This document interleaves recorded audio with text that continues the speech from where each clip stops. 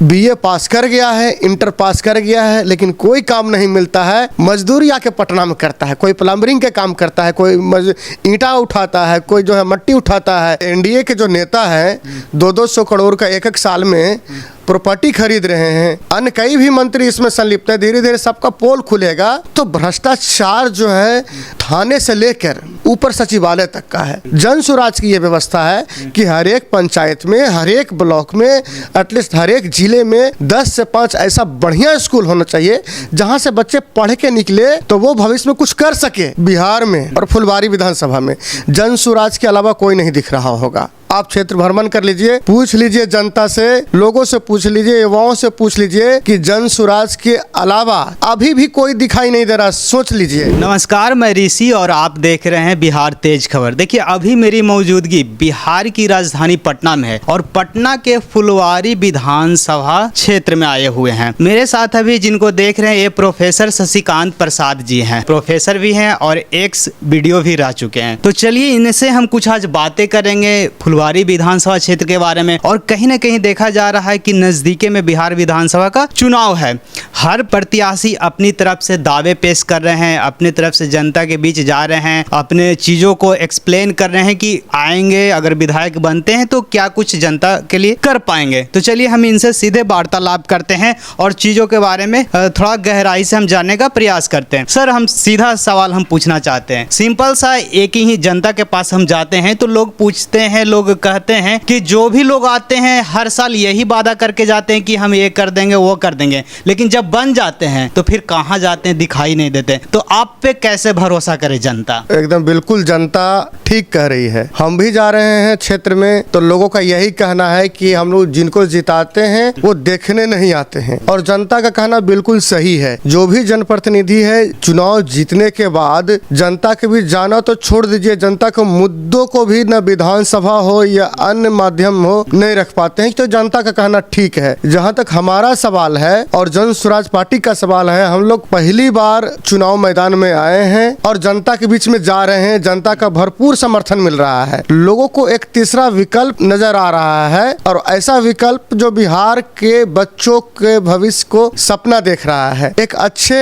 व्यवस्था की सपना देख रहा है, एक अच्छे व्यवस्था के ब्लूप्रिंट तैयार कर रहा है। तो जनता में एक बेहतरीन माहौल है, मैसेज है लोगों के प्रति कि जो 35 साल में जो जनप्रतिनिधि कभी इनको जिता रहे थे, कभी उनको जिता रहे थे, अल्टरनेट नहीं था, ए बी बस सी नहीं था। अब हमारे बीच में एक नया विकल्प आया है, जनता के बीच में एक नया विकल्प आया, जन सुराज पार्टी। और जन सुराज पार्टी की तरफ से हम फुलवारी विधानसभा के संभावित प्रत्याशी हैं और जनता के सामने हम ये कह रहे हैं कि एक बार मौका दीजिए। आप तो 35 साल से 30 साल से मौका दे ही रहे हैं, एक बार मौका दे के देखिए। बिल्कुल हम उनके वादों पे खरे उतरेंगे, उनके दुख सुख में हम लोग साथ खड़े रहेंगे।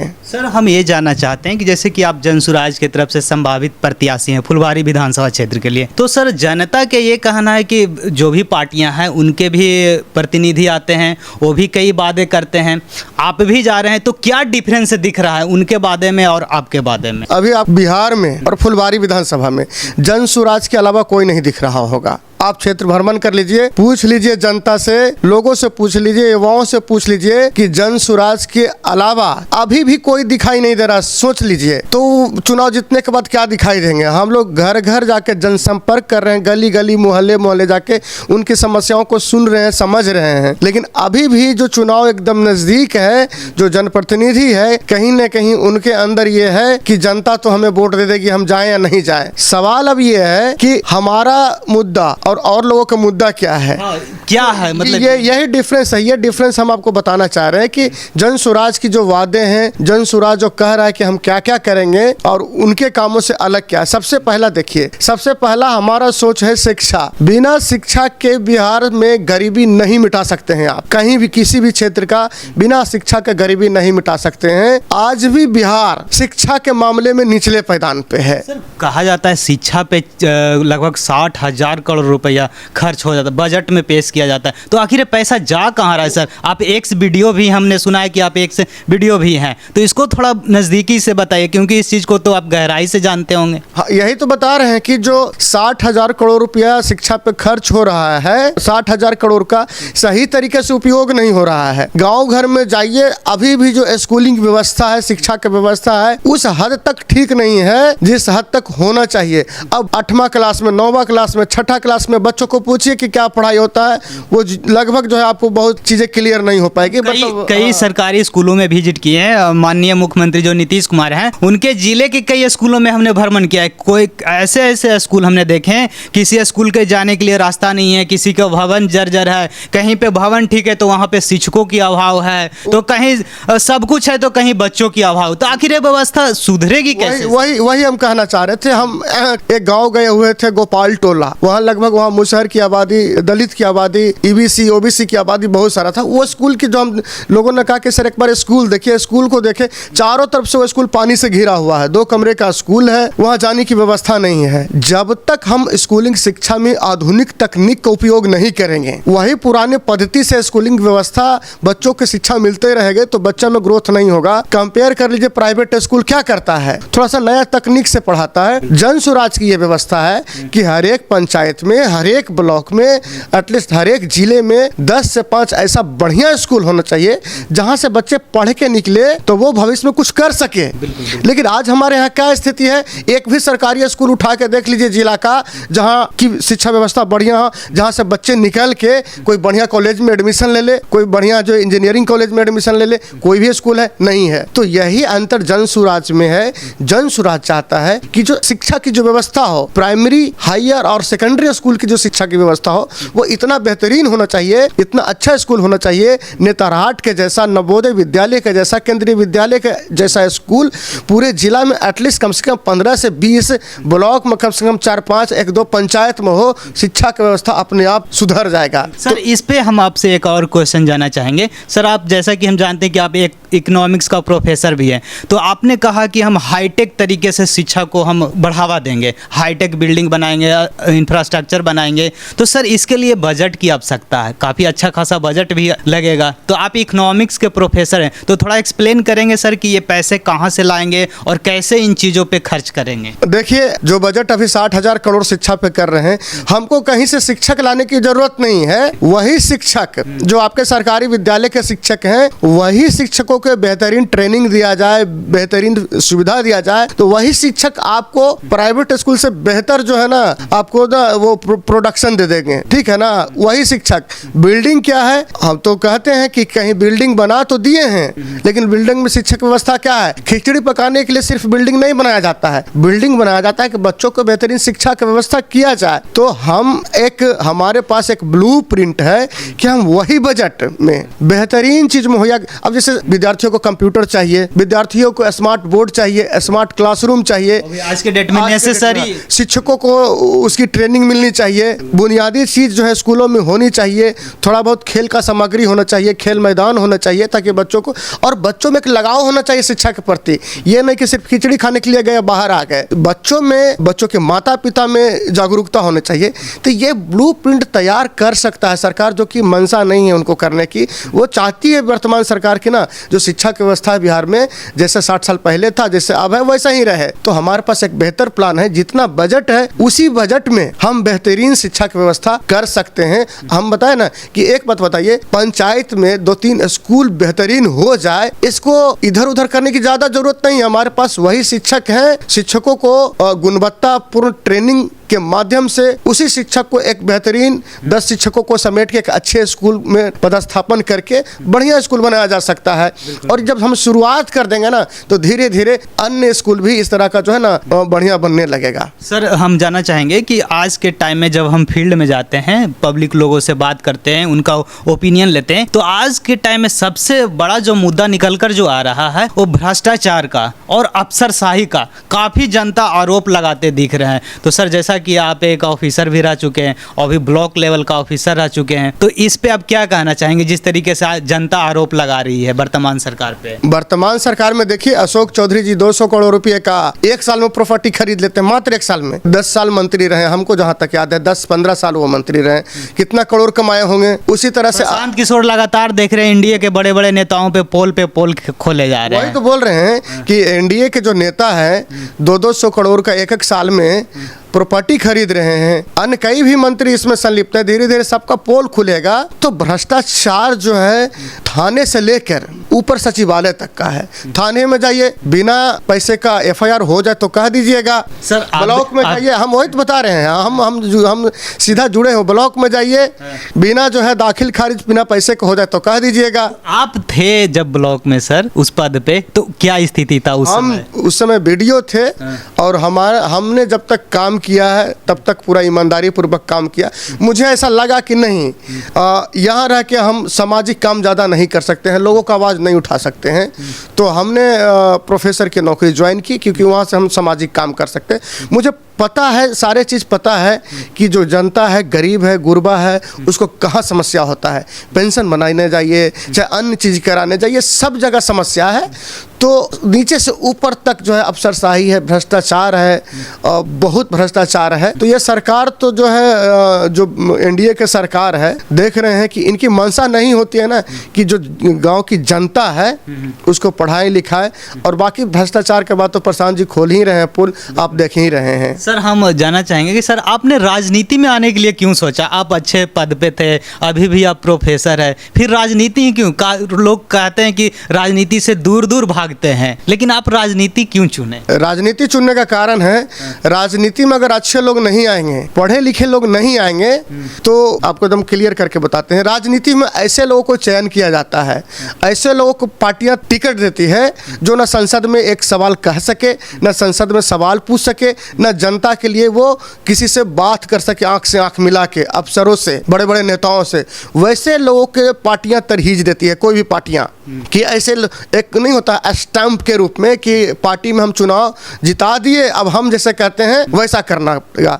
तो जब तक पढ़े लिखे लोग, जागरूक लोग, समाज में काम करने वाले लोग नहीं आएंगे राजनीति में, तो राजनीति की जो व्यवस्था है वो जो है ना धीरे धीरे कमजोर हो जाएगी। तो मुझे लगा कि नहीं, हम जैसे लोग अगर राजनीति में आते हैं तो जो बिहार का जो विकास है, जनता की जो मांगे हैं, उसको मुखर तरीके से हम लोग रख सकेंगे और हम विकास कर सकें। हम तो प्रोफेसर की नौकरी करते, हमको अच्छा सैलरी मिलता है, लेकिन हम गांव गांव दर दर भटक किस लिए रहे?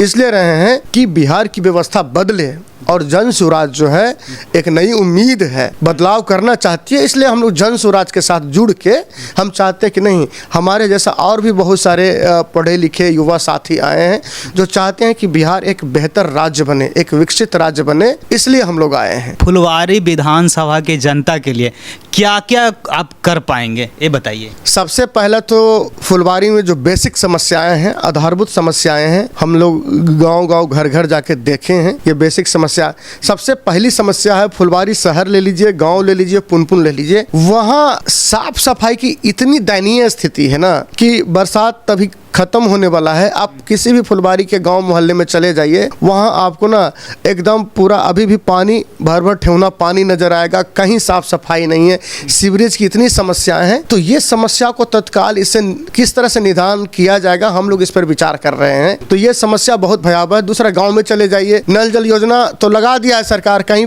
चल रहा है, कहीं एकदम फेल है। नल जल योजना का जो पानी है उसका बहाव का कहीं कोई रास्ता नहीं है, ठीक है ना। आप गाँव में जाइएगा ना तो पता चलेगा ना कि घर के सामने इतना पानी जमा हुआ है कि गंदगी इतनी है ना कि लोग गंदगी से त्रस्त हैं, बीमारियों का जड़ हो गया है। तो ये जो हमारी सबसे पहली प्राथमिकता है कि ये जो समस्याएं उत्पन्न हो गया है तत्काल में इसको कैसे दूर किया जाए। दूसरी समस्या जो है ना वाटर लॉगिंग की है। आप एम्स के आगे और फुलवारी गोलंबर के बीच में आइए, आपको जो थोड़ा सा पानी होगा पूरा भर ठेवना पानी आपको लगेगा, ठीक है ना। तो वो समस्या का समाधान भी जो है ना जरूरी है। तीसरी समस्या जो सबसे बड़ी समस्या हमको नजर आ रहा है फुलवारी में, वो है हेल्थ का इशू। एम्स का जो है एम्स फुलवारी में है, लेकिन फुलवारी के लोगों को इलाज नहीं हो पा रहा है। 2 अस्पताल का नींव रखा गया था, एक पुनपुन का, एक फुलवारी में रामपुर फरीदपुर है, जहां पुनपुन का तो अभी तक भवन निर्माण भी नहीं हुआ है, शिलान्यास होकर रह गया है। रामपुर फरीदपुर में एक अस्पताल बना है, लेकिन वहाँ अभी चालू नहीं हुआ है। फुलवारी के लोग दर दर भटक रहे हैं। पीएमसीएच में कितना भीड़ है, आईजीएमएस में कितना भीड़ है, एम्स में तो खैर बेड ही नहीं मिलेगा। तो एक ब्लॉक स्तर का बेहतर अस्पताल बने पुनपुन में, और यहाँ जो कि सभी सुविधाओं से लैस हो, उस तरह की व्यवस्था होनी चाहिए। चौथी व्यवस्था कि पूरे पुनपुन में और फुलवारी में एक भी लाइब्रेरी नहीं है, पब्लिक लाइब्रेरी। तो हम युवाओं से हम लोग बात कर रहे थे, मिल रहे थे, लोगों का कहना था कि सर एक सेमी अर्बन एरिया है, एक अर्बन एरिया प्योरली फुलवारी का, एक लाइब्रेरी तो कम से कम सरकारी होना चाहिए जहां बच्चा पढ़े। उसी तरह से देखिए कि शहर के नजदीक एकदम हार्ट ऑफ द सिटी है, लेकिन एक भी खेल का मैदान नजर नहीं आएगा, जबकि सरकारी जमीन जो है ना पड़ा हुआ है, अवैध रूप से लोग कब्जा किए हुए हैं, लेकिन एक भी खेल का मैदान नहीं है जहां बच्चा खेले कूदे। तो एक खेल का मैदान होना चाहिए। और एक और पंचायत में हम लोग घूम रहे हैं तो सबसे बड़ी समस्या खास करके दलितों में है कि शादी ब्याह जब उनके यहाँ होता है ना, तो उनको बाराती ठहराने के लिए जगह नहीं मिल रहा है। तो बोल रहे थे कि हर एक पंचायत में एक मैरिज कम्युनिटी हॉल बने जहां बर बाराती आसानी से रह सके। तो इसका एक सोच है। और अंतिम में हम ये कहेंगे कि बाकी सब जो स्कूलिंग की व्यवस्था आपका बता ही दिए कि हमारा ब्लूप्रिंट क्या है, स्कूल तो बेहतर होना ही चाहिए। और अंतिम रूप से ये कहेंगे कि फुलवारी में हिंदू और मुसलमान दोनों रहते हैं, और दोनों में कैसे प्रेम भाईचारा बने, इसके लिए एक माहौल तैयार करना बहुत जरूरी है। तो ये सब बेसिक बुनियादी। और अंतिम में किसानों को जो स्थिति है फुलवारी विधानसभा में, जो हमारे किसान हैं उनको भी हम लोग सुना, उनका भी दर्द सुना कि बारिश नहीं होती है तो सिंचाई की व्यवस्था के लिए कोई साधन नहीं है।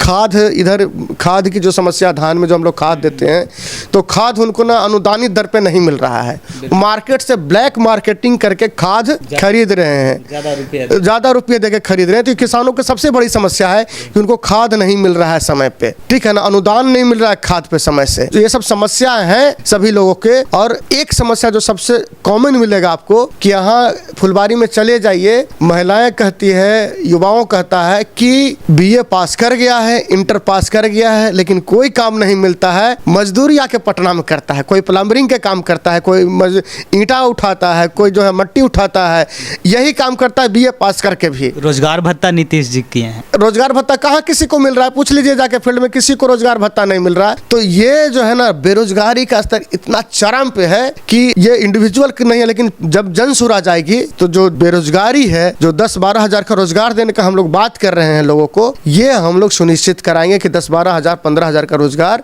उसको बिहार में ही मिले, फुलवारी में ही मिले। ये इस तरह की समस्या को जो समाधान हम लोग कर सकते हैं। और सबसे बड़ी बात कहेंगे खुले हम आपके चैनल पे कि शराबबंदी फेल है। ये तो मतलब कि हम भी जब फील्ड में जाते हैं तो काफ़ी मतलब जनता ऐसे मिलते हैं जो कि हमेशा चैलेंज करते रहते हैं। हम लोग पत्रकारों को चैलेंज करते हैं कि आप अभी कहिए, फ़ोन कीजिए, कहिए, अभी हम फ़ोन करके मंगा देते हैं। शराबबंदी एकदम फेल है। शराब का स्तर ये है कि चले जाइए आप गांव घर में रात में, आपको ना मतलब क्या बताएं, ऑलमोस्ट लोग पिए रहते हैं, ठीक है। अच्छा, क्या लगता है सर, अगर मान लीजिए कि प्रशांत जी की या जनसुराज की व्यवस्था बनती है तो शराबबंदी पे किस तरीके के इसमें नियम लाए जाएंगे या फिर इसको हटा दिया जाएगा? नहीं, प्रशांत जी की सरकार आएगी तो खुले तौर पर बोला गया है कि 1 घंटा में जो है सरकार शराबबंदी का जो कानून हटा दिया जाएगा। इसका कारण यह है कि शराबबंदी में भी शराब लोग पी रहा है, ठीक है ना, खुले तौर पर पी रहा है शराब। जो शराब 200 रुपये में पीना चाहिए 500 रुपये में पी रहा है, नकली शराब पी रहा है। शराबबंदी होने से